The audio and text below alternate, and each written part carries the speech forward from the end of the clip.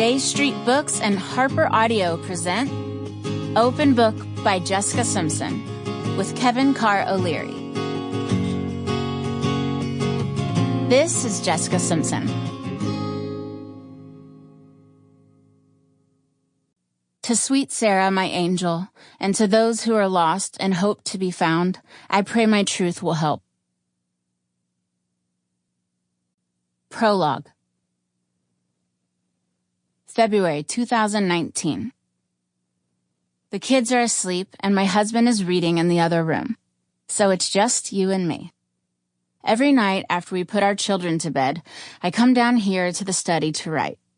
It's cold here in Los Angeles, so bedtimes have been creeping later. My daughter Maxwell is 6 now, and my son Ace is 5. And they have the kind of energy that needs to be burned off outdoors, or it'll just add up like a bill that needs to be paid at the end of the night. The poor kiddos have to be at school at 7 a.m., so getting them down by 8 or 8:30 is tough. Swimming has always helped. My kids are fish, but it's been too chilly for the pool. Sometimes, as they're racing around the house, I think back to when I was their age in Texas. I can't remember having all this energy. But I guess I was busy at dance class every day and then nights at church.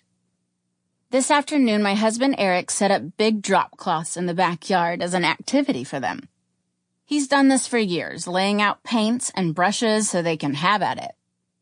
He says it's like therapy, a way to get out all your emotions. I panicked the first time I saw them throwing paint. "It's washable, babe," Eric said. "Don't do this at anybody else's house, okay?" I yelled, pulling a face as Ace upended a cup of yellow paint on a canvas. "This is just for here. I am Southern, so manners matter.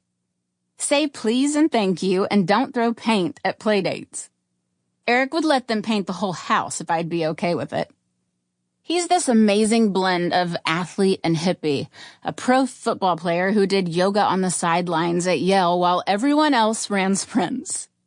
I usually join in on the painting, but I'm so pregnant with our daughter Birdie that today I just sat and watched, hoping that if I just shifted one more time, I would somehow get comfortable. Spoiler. Nope. Still, I was present. I kept a promise I made to myself a little over a year ago to show up in my own life. To feel things, whether they were the result of bad memories or good ones in the making.